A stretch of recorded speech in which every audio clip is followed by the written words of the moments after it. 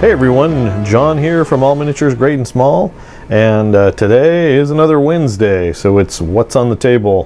What have I managed to accomplish or not accomplish over the last 7 days? So I think I've been fairly productive. I've kind of been waiting for a couple of big products to come out. One is the new Warhammer 9th edition Indomitus box set, which is going to have a whole bunch of fun Space Marines that I can add to my Ultramarine army.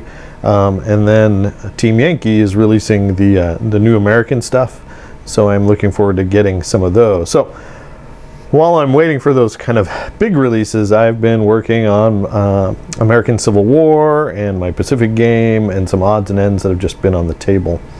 So I think the first thing is to show you kind of where I am from last week. I think last week I showed you some more Thoroughbred American Civil War miniatures, and so I've got those in a state where they're almost done and I'm happy with. So I'll bring those guys out here. I don't know if I showed all four last time, but I did manage to paint all four of the ones that I actually had. Let's see if I can zoom in here a little bit. So the Thoroughbred models that you see here, I really like them. They are good quality. They are well detailed. They go together well. They're pretty easy to clean up before you work with them. The only downside with the Thoroughbred models is the cost. They're pricey, but again, you pay for that premium. So what do I have here again? I've got the this guy here is the new Ironsides. This is a paddle wheel ironclad, the USS Essex. Then we have a double turreted monitor and a single turreted monitor, and I forget the name of the classes off the top of my head, but I'm sorry, but you get the idea. So my Union Navy is growing by leaps and bounds. So I'll start with the monitors because they're pretty much the easiest things to paint.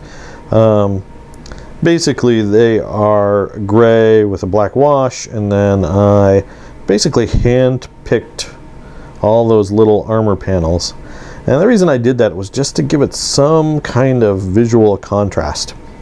Now that's not the best job, and if you look at that super closely you'll see how that's just kind of slapped on there, but I think it does its purpose. And then with all of these models I give it a kind of a grungy brownish green wash after the fact, sometimes some orange, just to make it look like it's a little dirty. So it's not just pure gray, there's some greens and browns in there that you can subtly see that tint the model, make it look like it's a little bit more worn. So again, these, since it's just one color really, I had to do some effort. Now I was ecstatic to find out that these monitors, and I forget the name of the class, but it's basically the class right after the monitor itself, the USS Monitor, which was more of a prototype. This was a class, and there's like 8 or 10 of these built that are basically just an improved USS Monitor. They moved the pilot house to the top of the turret, so that's where the pilot sits instead of sitting out in the front like on the monitor. But I was ecstatic to find that they had some color to these guys. They had so many of these monitors, they had to keep track of them visually, so some of them had white stripes, green stripes, red stripes, different stripes on the stack there. So I went with just a basic green. I think it turned out okay, so that way if I ever get more of these or monitor, it'd be really easy to tell them apart. Otherwise they just kind of get lost. This guy is the USS Essex, and it's a hefty model. This was the only one I really did any kind of significant dry brushing on, and I think it turned out well. I've got some contrast for the deck, citadels for the grays, Vallejo for the dark gray. I think that's Panzer gray actually, but it turned out well. I like it. I like these kind of excuse me, these kind of river ironclads that are basically just a floating box. They are so homely that they are awesome. And then probably my favorite ironclad of the Civil War is the USS Ironsides, and this one was kind of nice because it's kind of a hybrid. You know, it could fit sails, but during the war it didn't have sails. But it was mostly painted white or an off-white or a light gray, depending on which historical person you're talking to on the internet. So I went with a really grungy kind of off-white. And you can see I've washed it. I did the deck. And just to give it some kind of interest, it's got, I did some very simple rigging. I probably could do more rigging if I wanted to, but you know, there we go. I think the only thing I need to finish here before I call this guy done is add the anchors, and maybe a little bit more, but I'm pretty happy with how this guy turned out. All right, so again, these Thoroughbred models, I'm pretty much gonna call them almost done. I guess these guys all need their flags. The new Ironsides got their flags. All right, let's zoom out and we'll take a look at the other ships, American Civil War ships that I'm working on. All right, next we have these are also American Civil War ships. These ones are from Bay Area Yards. I just recently released a unboxing kind of first look at these guys. So this is after a couple of days of having them. So these are very rough. I kind of block in all the colors and then slowly try to refine them into something I like. I gotta say that, you know, presentation wise, this guy's pretty cool. I mean, he's huge, he's giant, but I had the hardest time working with this guy. All these resin models, I'll give them a soap wash and scrub them down with a old toothbrush and all that stuff. But even after doing that, I ran over sandpaper to try to get rid of some of those bubbles, which I did not succeed. The first time I painted it and went to go tape off this white stripe, all the paint peeled off with the tape, and it was just the resin was just too,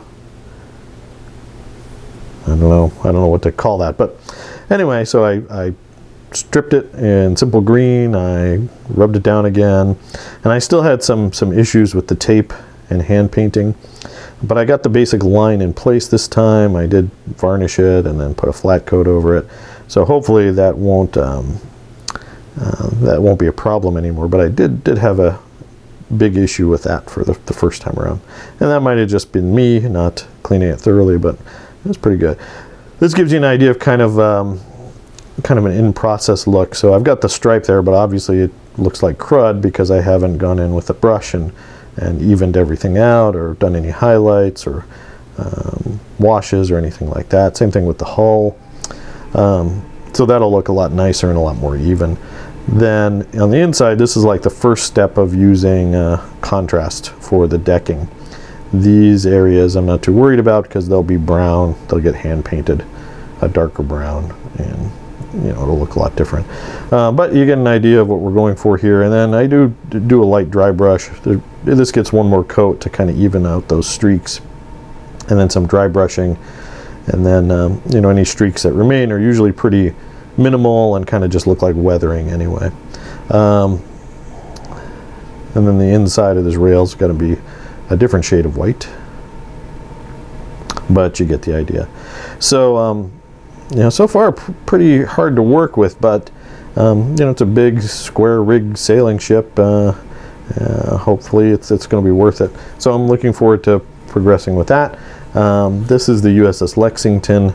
Not quite as bad, but I did have some, you can see it's already peeled right there. This one hasn't been stripped and reprimed.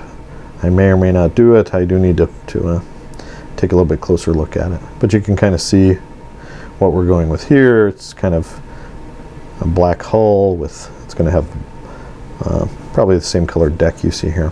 All right, so that's the Lexington, the Bay Area Yard models. Nice detail, but a lot of work, and that's kind of to be expected from these more garage kit manufacturers. They don't have a huge quality control arm behind them. It's just one guy or a couple of guys knocking these out as they're ordered.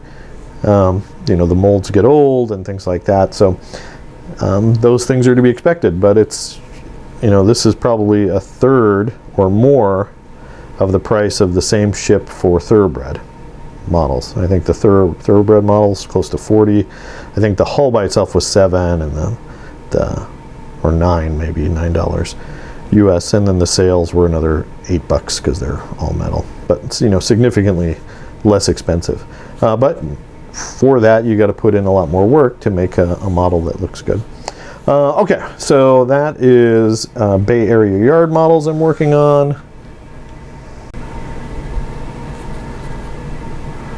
And the last thing I'm going to be showing you today, these are some of the 1/600 scale World War II fighters that I was working on for my Pacific game. I wanted some Army Air Corps, so these are obviously early war. I've got some, what are these? These are P-40s and P-39s.